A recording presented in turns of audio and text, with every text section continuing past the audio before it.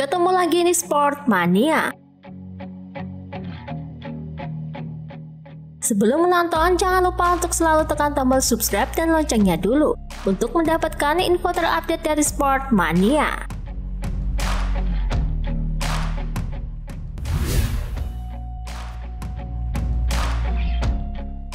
Remy Gardner akan mengakhiri waktunya di MotoGP pada Grand Prix Valencia berikutnya.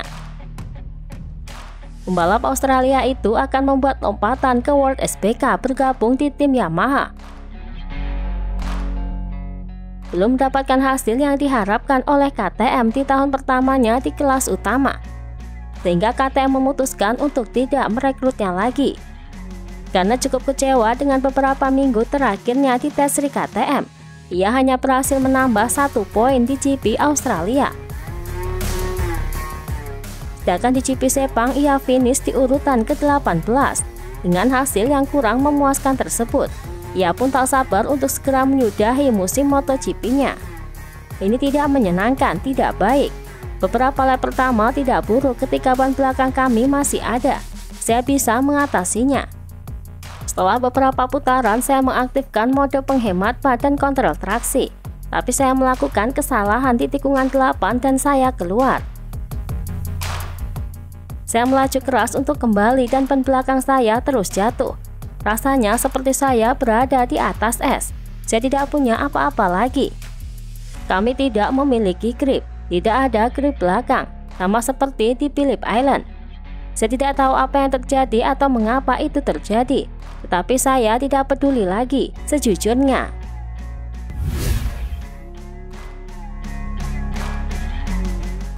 Chivasso, kota metropolitan Turin di wilayah Italia Piedmont, sedang mempersiapkan acara besar pada hari Minggu 6 November nanti, ketika Pecco Bagnaia akan berlaga untuk menentukan gelar juara dunia MotoGP di GP Valencia. Kota Turin akan memasang layar besar di pusat kota di Piazza de Armi untuk mendukung idola kota mereka menjadi sejarah dunia.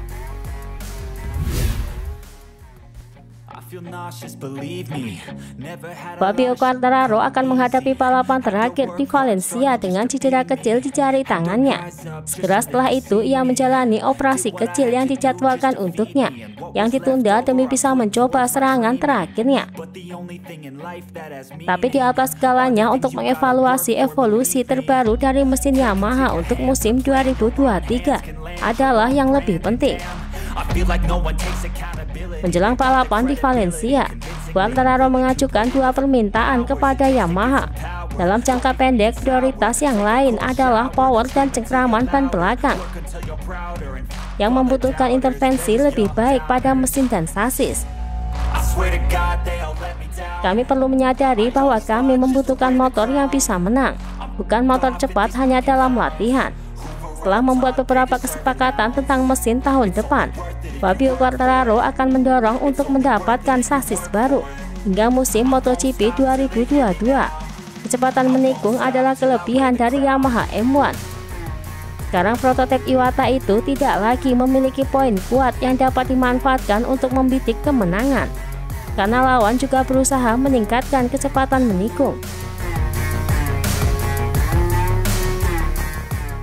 Dan langkah maju lainnya diharapkan adalah dari aerodinamika.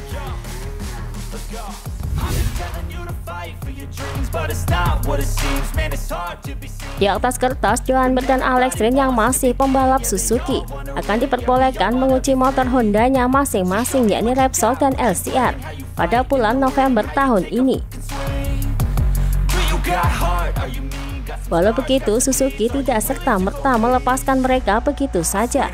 Suzuki telah menghimbau kepada Alex Rins dan Joan Mir untuk tidak mengenakan sponsor atau iklan apapun terkait dengan Honda, dikarenakan mereka masih harus menyelesaikan kontrak mereka pada akhir tahun. Jadi selama tes ini dan di bulan-bulan berikutnya, mereka tidak akan dapat memasang iklan atau sponsor terkait dengan Honda, baik di baju balap ataupun di motor mereka. Selain itu, mereka juga akan dikondisikan ketika saatnya tiba untuk membuat pernyataan, karena mereka tidak akan dapat membuat perbandingan eksplisit apapun antara kedua motor.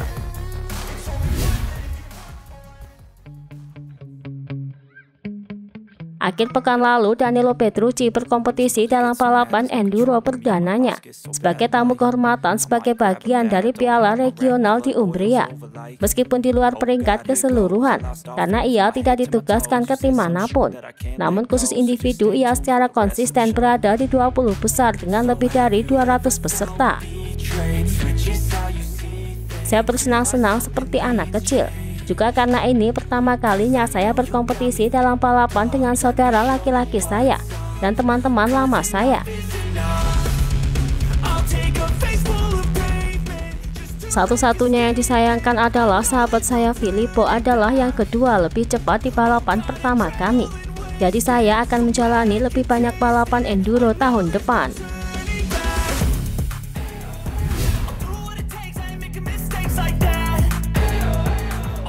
Saat Carlo Pennard berbicara tentang Piala Dunia yang masih dipertaruhkan kepada salah satu media, tak luput ia pun mengomentari perkembangan kondisi dengan Marc Marquez. Ia melihat bahwa saat ini Marquez sedang mempersiapkan kemenangan MotoGP di musim berikutnya. Ia sangat menderita dalam balapan.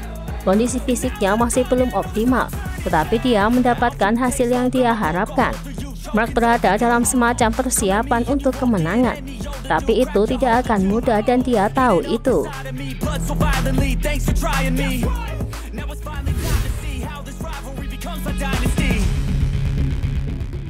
Menjelang balapan terakhir di Valencia, Paolo Ciabatti menilai bahwa saat ini Fabio Quartararo berada di bawah tekanan. Bukan tekanan meraih juara dunia, tapi tekanan menghadapi komentar-komentar miring. Saat ditanya mengenai tim order untuk Bagnaia, Ciabatti tampaknya tak suka dengan komentar-komentar miring yang datang pada Bagnaia. Sembari membalas komentar miring, Ciabatti juga menilai kondisi Quartararo saat ini. Hanya mereka yang tidak kompeten atau dengan itikat buruk yang dapat mempertanyakan mereka. Dan kita seharusnya tidak tertarik pada orang-orang ini. Anda tidak perlu khawatir tentang itu. Tapi perhatikan dan lewati, menutup mulut semua orang, bahkan mereka yang membuat konspirasi yang tidak masuk akal. Quartararo juga berada di bawah tekanan, sedemikian rupa sehingga ia mengambil cuti beberapa minggu dari media sosial. Ini bisa sangat menjengkelkan bagi seorang pengemudi, bahwa ada pencela apapun yang dia lakukan. Tetapi Anda harus memahami bahwa ini adalah dunia saat ini.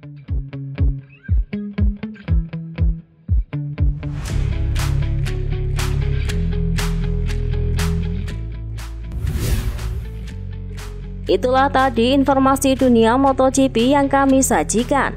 Terima kasih telah menonton video ini. Salam Sport Mania.